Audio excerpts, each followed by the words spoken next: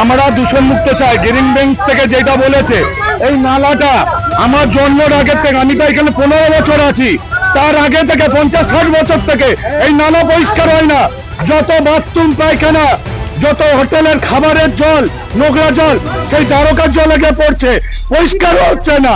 আমরা সাধন ভজন করতে পারছি না, আমরা সাধনা করতে পারছি না।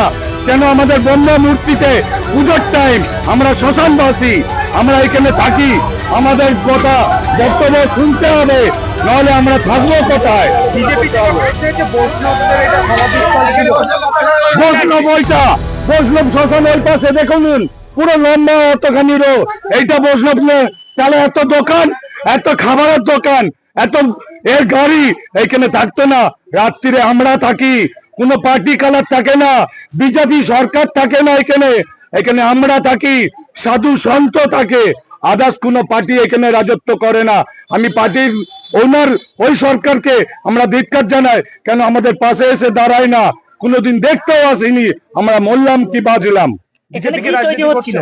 রাজনীতি একদম করছে। এখানে কি তৈরি হচ্ছিল?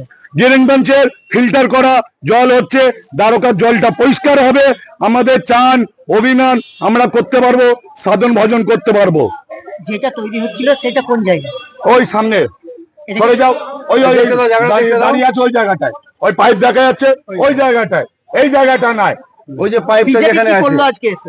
এখানে এসে নোংরাম রাজনীতি করছে একটা, ঠিক আছে, নোংরাম রাজনীতি।